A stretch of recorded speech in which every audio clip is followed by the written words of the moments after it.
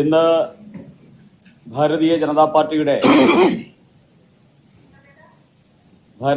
പാർട്ടിയുടെ പ്രവർത്തനത്തിലും NDAയുടെ മുന്നേറ്റത്തിലും ഏറ്റവും ശ്രദ്ധേയമായിട്ടുള്ള ഒരു ദിനം കൂടിയാണ്. നമുക്കറിയാം, ഒരു വേഴവട്ടത്തിലേറെയായി കേരളത്തിൽ വികസനം എന്നുള്ള മുദ്രാവാക്യം ഉയർത്തിക്കൊണ്ട് പ്രവർത്തിച്ചു വരുന്ന ഒരു രാഷ്ട്രീയ പാർട്ടിയാണ് 2020. ആ 2020 എന്ന രാഷ്ട്രീയ പാർട്ടി വികസിത കേരളം എന്ന സ്വപ്നം മുന്നോട്ട് വയ്ക്കുന്ന ഭാരതീയ ജനതാ പാർട്ടി നേതൃത്വം നൽകുന്ന NDAയിലേക്ക് സ്വാഭാവികമായിട്ടും കടന്നു വന്നിരിക്കുന്ന സുദിനമാണ് ഈ ദിവസം. 2020യുടെ പ്രസിഡന്റ് സമാരാധ്യനായിട്ടുള്ള ശ്രീ സാബു ജേക്കബ്, അദ്ദേഹം ഇന്ന് ഈ സമയത്ത് NDAയുടെ ചെയർമാനും BJPയുടെ സംസ്ഥാന അധ്യക്ഷനുമായിട്ടുള്ള ശ്രീ രാജീവ് ചന്ദ്രശേഖറുമായി ചർച്ച നടത്തി കഴിയുകയും NDAയിലേക്ക് പ്രവേശനത്തിന് സന്നദ്ധനാവുകയും ചെയ്തിരിക്കുകയാണ്. ഈ അവസരത്തിൽ ഇവിടെ സന്നിഹിതരായിരിക്കുന്ന മുഴുവൻ മാധ്യമ സുഹൃത്തുക്കളെയും അതോടൊപ്പം തന്നെ നേതാക്കന്മാരെയും സ്വാഗതം ചെയ്യുകയാണ്. നമുക്കറിയാം, 2020 ഇന്ന് കേരളത്തിലെ ഒരു നിർണായകമായിട്ടുള്ള രാഷ്ട്രീയ പ്രസ്ഥാനമായിട്ട് മാറിക്കഴിഞ്ഞിരിക്കുന്നു. കേരളത്തിൽ 4 ഗ്രാമപഞ്ചായത്തുകൾ 2020 വികസനമെന്ന മന്ത്രം ഉച്ചരിച്ചുകൊണ്ട് ഭരണം മുന്നോട്ട് നയിക്കുകയാണ്. 2 ഗ്രാമപഞ്ചായത്തുകളിൽ 2020 പ്രതിപക്ഷ നേതൃസ്ഥാനത്തും 89ലേറെ ജനപ്രതിനിധികൾ 2020യുടേതായിട്ട് ഈ കേരളത്തിൽ ജയിച്ചു കഴിഞ്ഞു. 800ലേറെ ജനപ്രതിനിധികൾ 800ലേറെ ഗ്രാമപഞ്ചായത്തുകളിലേക്ക്, തദ്ദേശ സ്ഥാപനങ്ങളിലേക്ക് 2020 കഴിഞ്ഞ തെരഞ്ഞെടുപ്പിൽ മത്സരിക്കുകയും 12% വോട്ട് നേടാനും സാധിച്ചിട്ടുള്ള ഒരു രാഷ്ട്രീയ പാർട്ടിയാണ് 2020. 2 ബ്ലോക്ക് പഞ്ചായത്തുകളിൽ 2020 പ്രതിപക്ഷ നേതൃനിരയിലുണ്ട്. അതുകൊണ്ട് തന്നെ NDAയെ സംബന്ധിച്ചിടത്തോളം വികസിത കേരളം എന്നുള്ള ആ സ്വപ്നത്തിലേക്ക് കേരളത്തെ നയിക്കുവാൻ, ഏറെ ശക്തി പകരുവാൻ സാധ്യതയുള്ള ഒരു രാഷ്ട്രീയ പ്രസ്ഥാനമായിട്ട് 2020 ഇതിനോടകം മാറിക്കഴിഞ്ഞിരിക്കുന്നു.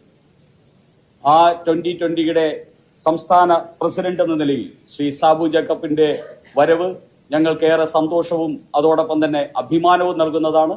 അദ്ദേഹത്തെ സ്വാഗതം ചെയ്യുന്നു. അതിന് മുന്നോടിയായിട്ട് നമ്മളോട് സംസാരിക്കുന്നതിലേക്കായി BJPയുടെ സംസ്ഥാന അധ്യക്ഷനും NDAയുടെ ചെയർമാനുമായിട്ടുള്ള ശ്രീ രാജീവ് ചന്ദ്രശേഖറിനെ ബഹുമാനപൂർവ്വം ക്ഷണിക്കുന്നു. എല്ലാവർക്കും നമസ്കാരം. ഇത് ഞങ്ങൾക്ക് ഒരു വലിയ സന്തോഷകരമായ ഒരു ദിവസമാണ്. ഇന്ന് NDAന്റെ ഭാഗമായി 2020 ജോയിൻ ചെയ്യുന്നു.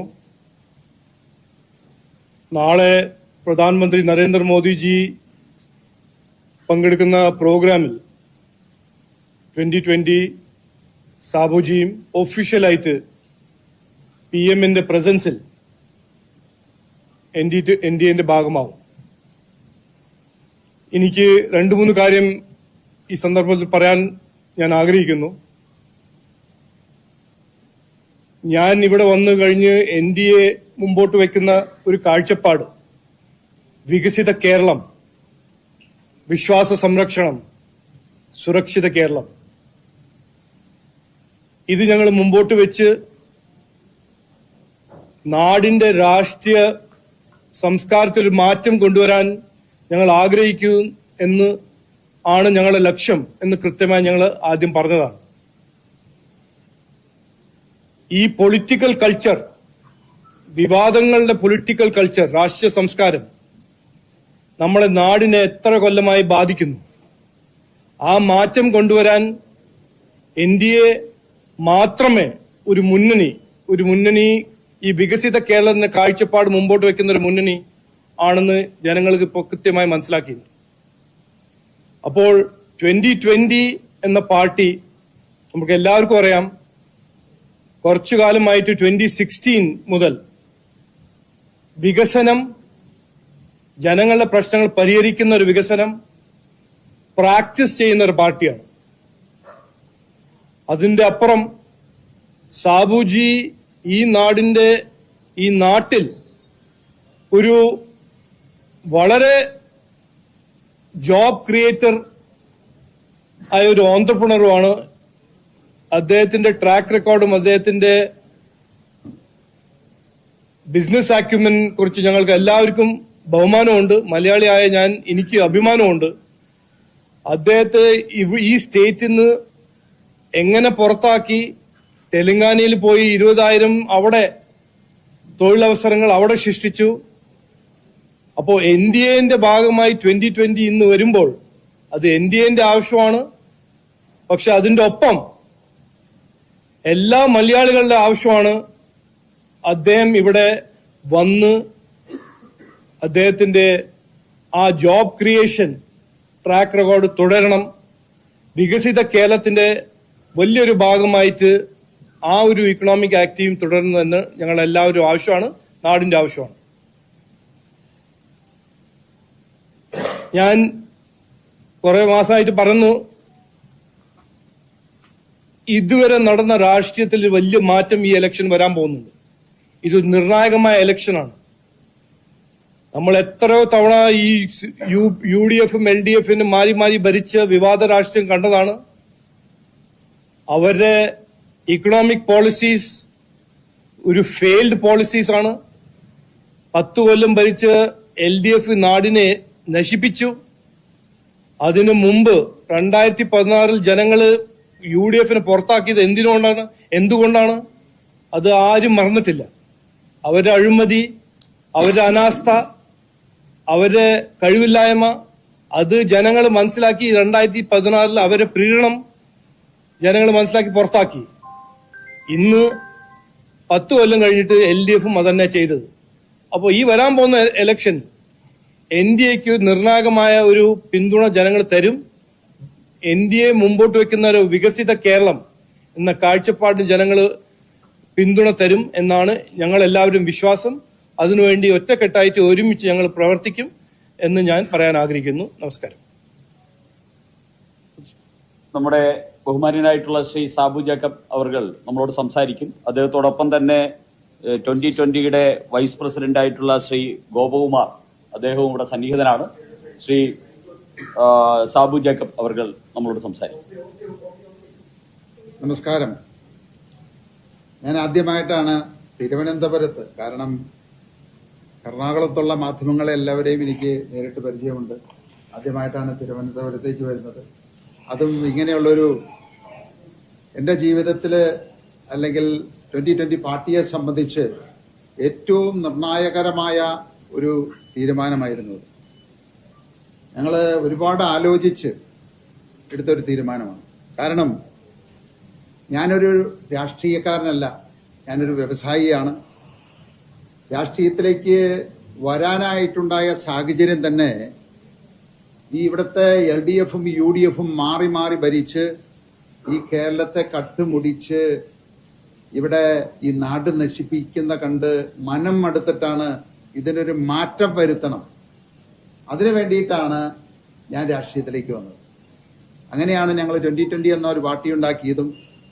കഴിഞ്ഞ 14 വർഷക്കാലമായിട്ട് ഞങ്ങളുടെ പാർട്ടി ഒഫീഷ്യലായിട്ട് രജിസ്റ്റർ ചെയ്തത് 10 വർഷമേ ആയിട്ടുള്ളൂ.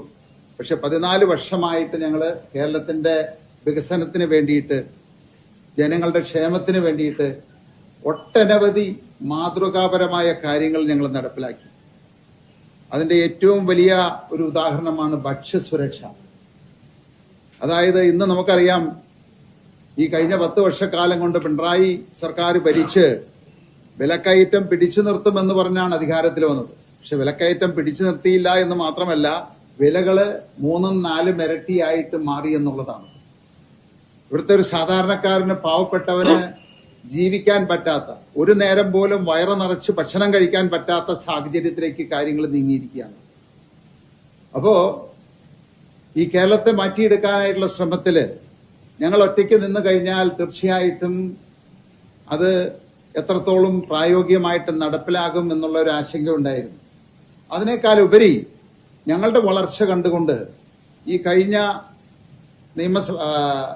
ത്രിതല പഞ്ചായത്ത് തെരഞ്ഞെടുപ്പില് ഈ 2020 എന്ന് പറയുന്ന പാർട്ടിയെ ഈ ഭൂമിയിൽ നിന്ന് തന്നെ ഉന്മൂലനം ചെയ്യണം എന്നുള്ള ഉദ്ദേശത്തോടു കൂടി ഇവിടുത്തെ LDFും UDFും കൂടാതെ വെൽഫെയർ പാർട്ടി, PDP, SDPI അങ്ങനെ 25 രാഷ്ട്രീയ പാർട്ടികള് ചേർന്നൊരു സഖ്യമുണ്ടാക്കി, ജനകീയ മുന്നണി. അവരങ്ങനെ 25 പാർട്ടികൾ ഒന്നിച്ചു നിന്ന് ഒരേ സ്ഥാനാർത്ഥികളെ നിർത്തിയാണ് ഞങ്ങൾ മത്സരിച്ച സ്ഥലങ്ങളിലെല്ലാം അവര് ഞങ്ങളെ നേരിട്ടത്. അപ്പോ അത് തന്നെ ഈ പ്രസ്ഥാനം എത്രത്തോളം മനുഷ്യരുടെ മനസ്സുകളിൽ, സാധാരണക്കാരുടെ മനസ്സുകളിൽ എത്തിച്ചേർന്നിട്ടുണ്ട് എന്നുള്ളതിന്റെ ഉദാഹരണമാണ്. അപ്പോൾ ഞങ്ങളെ ഈ ഭൂമിയിൽ നിന്ന് തന്നെ ഉന്മൂലനം ചെയ്യണം എന്ന് തീരുമാനിച്ച് അവര് ഒരേ സ്ഥാനാർത്ഥികളെ ഒരേ ചിഹ്നത്തിൽ, ഇത്തവണ എനിക്ക് തോന്നുന്നു കേരളത്തിന്റെ ചരിത്രത്തിൽ തന്നെ ആദ്യമായിട്ടായിരിക്കും LDFും UDFും സ്വന്തം ചിഹ്നത്തിൽ മത്സരിക്കാതിരുന്നത് 2020 മത്സരിച്ചിരിക്കുന്ന പ്രദേശങ്ങളിലാണ്. അരിവാൾ ചുറ്റിയും ഉണ്ടായിരുന്നില്ല, കൈപ്പത്തിയും ഉണ്ടായിരുന്നില്ല. അപ്പൊ എത്രത്തോളം ലജ്ജാകരമായിട്ട് എത്രത്തോളം അവര് തകർന്നിരിക്കുന്നു എന്നുള്ളതാണ് കാണുന്നത്. അപ്പോ ഞങ്ങളെ ഇല്ലാതാക്കാൻ ശ്രമിച്ചിട്ടും ഞങ്ങളെ 89 സീറ്റുകൾ ഞങ്ങൾ ഭരിച്ചുകൊണ്ടിരുന്ന 2 പഞ്ചായത്തുകള് ഞങ്ങൾക്ക് നഷ്ടപ്പെട്ടുവെങ്കിലും പുതുതായിട്ട് 2 പഞ്ചായത്തുകൾ പിടിച്ചെടുക്കാനും 2 പഞ്ചായത്തുകൾ നിലനിർത്താനും ഞങ്ങൾക്ക് സാധിച്ചു. ഞങ്ങളെ സീറ്റുകളുടെ കാര്യത്തിൽ 10% ഉയർച്ച കൊണ്ടുവരാൻ സാധിച്ചു.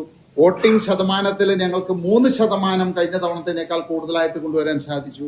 അപ്പോ തകർക്കാൻ പറ്റാത്ത ഒരു രാഷ്ട്രീയ പാർട്ടിയായിട്ട് 2020 വളർന്നിരിക്കുന്നു എന്നുള്ളതാണ്. അപ്പോ തീർച്ചയായിട്ടും ആ ഒരു സംഭവമാണ് ഞങ്ങളെ ഒന്ന് റീതിങ്ക് ചെയ്യാനായിട്ട് പ്രേരിപ്പിച്ചത്. കാരണം ഞങ്ങളെ ഇല്ലാതെയാക്കണം എന്ന് വിചാരിച്ചവർക്ക് ഞങ്ങള് എങ്ങനെ ഈ കേരളത്തെ മാറ്റിയെടുക്കുമെന്ന് കാട്ടിക്കൊടുക്കണം.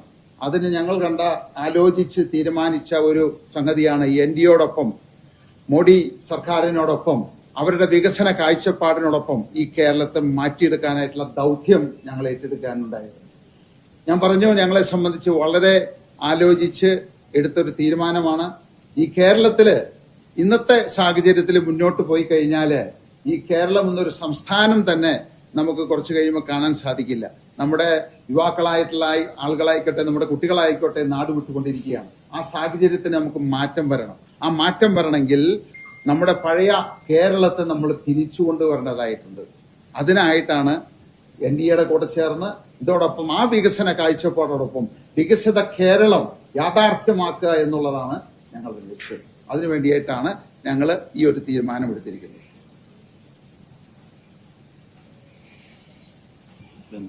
ഇനി എന്തെങ്കിലും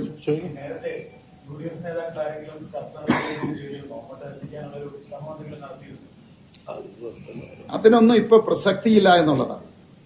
ഇപ്പോ ഞങ്ങള് ഒരു രാഷ്ട്രീയ ശക്തിയായിട്ട് മാറിയതിനു ശേഷം 2019 മുതല് 2020 ഇലക്ഷനില്, 2021 24 എല്ലാ തെരഞ്ഞെടുപ്പ് വരുമ്പോഴും വിവിധ രാഷ്ട്രീയ പാർട്ടിക്കാര് ഞങ്ങളുമായിട്ട് ചർച്ച നടത്താനായിട്ട് വരാറുണ്ട്.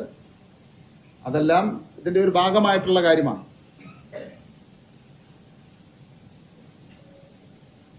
രാഷ്ട്രീയ പാർട്ടികൾക്കെതിരെയാണ് താങ്കൾ ഒരു മൂവ്മെന്റ് തുടങ്ങിയത്. അപ്പോൾ രാഷ്ട്രീയ മുന്നണിക്കൊപ്പം ഇപ്പോൾ തീരുമാനിച്ചിട്ടുള്ളത് രാഷ്ട്രീയ പാർട്ടി എന്ന് പറയില്ല, പരമ്പരാഗത രീതിയിൽ ചിന്തിക്കുന്ന ഈ കേരളത്തെ നശിപ്പിക്കുന്ന രാഷ്ട്രീയ പാർട്ടികൾക്കെതിരെയായിരുന്നു ഞങ്ങളുടെ നീക്കം. അതെല്ലാ രാഷ്ട്രീയ പാർട്ടിക്കാരും ആ രീതിയിലാണെന്ന് ഞങ്ങൾ ഒരിക്കലും പറഞ്ഞിട്ടില്ല. ഈ രാജ്യത്തെ നശിപ്പിക്കുന്ന ആളുകൾക്കെതിരെയാണ് ആയിരുന്നു ഞങ്ങളുടെ നിലപാട്.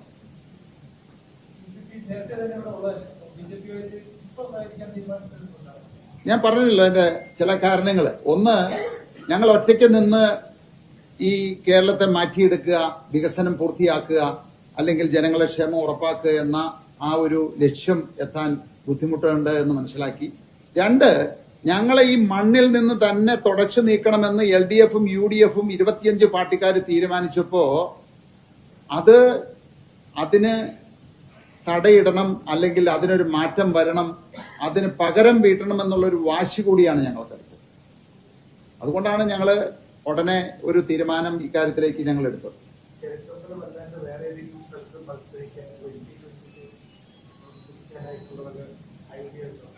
ഞങ്ങള് കഴിഞ്ഞ നിയമസഭാ തെരഞ്ഞെടുപ്പില് എറണാകുളം ജില്ലയിൽ 8 നിയോജക മണ്ഡലങ്ങളിൽ മത്സരിച്ചു. ഈ കഴിഞ്ഞ 24 പാർലമെന്റ് തെരഞ്ഞെടുപ്പില് ചാലക്കുടി നിയോജക മണ്ഡലം, എറണാകുളം പാർലമെന്റ് നിയോജക മണ്ഡലത്തിൽ ഞങ്ങൾ മത്സരിച്ചു. അവിടെ ചാലക്കുടിയിൽ ഞങ്ങള് 1,05,000 വോട്ടുകൾ നേടി. കഴിഞ്ഞ നിയമസഭാ തെരഞ്ഞെടുപ്പിൽ ഞങ്ങൾ 15.3% വോട്ട് നേടി. ഞങ്ങൾ ഒറ്റയ്ക്ക് നിന്നാണെന്ന് ഓർക്കണം. ഞങ്ങൾ ഒരു മുന്നണിയുടെയും ഭാഗമാകാതെ 15.3% വോട്ട് നേടിയ പാർട്ടിയാണ്. ഇത്തവണ ഞങ്ങള് പഞ്ചായത്ത് തെരഞ്ഞെടുപ്പില് 886 വാർഡുകളിൽ മത്സരിച്ചു. അത് കൊല്ലം ജില്ല മുതൽ പാലക്കാട് ജില്ലയിൽ വരെ ഞങ്ങള് മത്സരിച്ചിട്ടുണ്ട്. അല്ല, അങ്ങനെയുള്ള കാര്യങ്ങളൊക്കെ ഇപ്പോ ഇനിയൊരു മുന്നണിയുടെ ഭാഗമായിരിക്കുകയാണ്. അപ്പോ അത് മുന്നണിയിൽ ചർച്ച ചെയ്ത് അതിനനുസരിച്ച് എവിടെയൊക്കെ ആരൊക്കെ മത്സരിക്കണം എന്നുള്ളത് എല്ലാവരും കൂടി എടുക്കേണ്ട ഒരു തീരുമാനമാണ്. ഇതുവരെ എനിക്ക് സ്വന്തമായിട്ട് എടുക്കാവുന്ന തീരുമാനമാണ്. ഇപ്പൊ അതിന് മാറ്റം വന്നിരിക്കുകയാണ്.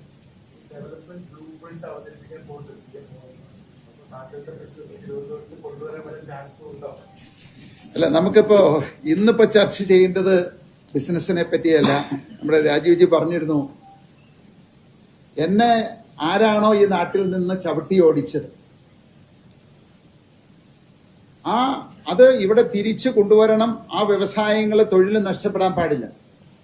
ഇപ്പൊ കഴിഞ്ഞ 21 ഇടത് സർക്കാർ എന്നെ തെലങ്കാനയിലേക്ക് ചവിട്ടി ഓടിച്ചിട്ട് അവിടെ 50,000 തൊഴിലുകളാണ് എനിക്ക് സൃഷ്ടിക്കാൻ സാധിച്ചത്. അത് കേരളത്തിന് കിട്ടേണ്ടതായിരുന്നു. അപ്പോ അങ്ങനെ ഒരു സാഹചര്യം വീണ്ടും തിരിച്ചു കൊണ്ടുവരിക, കേരളത്തെ ഒരു വികസിത കേരളമാക്കി മാറ്റുക, വ്യാവസായിക സംസ്കാരം ഇവിടെ കൊണ്ടുവരിക, നമ്മുടെ യുവാക്കൾക്ക് നാട് വിട്ടു പോകേണ്ട സാഹചര്യം ഇല്ലാതെയാക്കുക എന്നുള്ളതാണ് ഈ പറയുന്ന NDA അടക്കം ഇതിന്റെ ലക്ഷ്യം.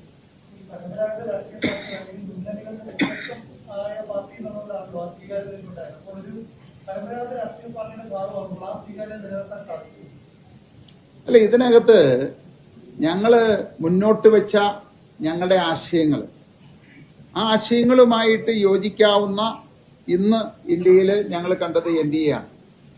അപ്പൊ അതുകൊണ്ടാണ്, കാരണം കഴിഞ്ഞ 12 വർഷക്കാലമായിട്ട് ഞങ്ങളിപ്പോ ഒരു അലയൻസ് ഉണ്ടാക്കിയിരിക്കുന്നത് ഇന്ത്യ ഭരിക്കുന്ന, കഴിഞ്ഞ 12 വർഷക്കാലമായിട്ട് ഭരിക്കുന്ന ഒരു പാർട്ടിയോടാണ്. അപ്പോ അത് ഇന്ത്യയിലെ ഏറ്റവും കൂടുതൽ വികസനം കാഴ്ചവെച്ച ഒരു പാർട്ടിയോട്.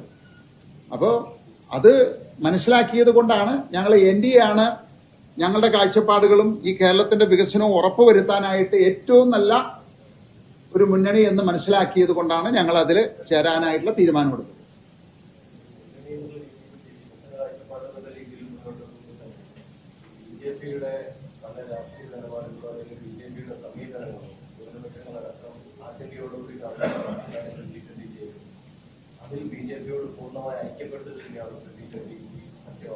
അല്ല, ഇവിടെ ഒരു മുന്നണി എന്ന് പറയുമ്പോൾ നമ്മൾ എല്ലാവരും കൂടി ആലോചിച്ച് ചില കാര്യങ്ങൾ തീരുമാനിക്കേണ്ടതാണ്.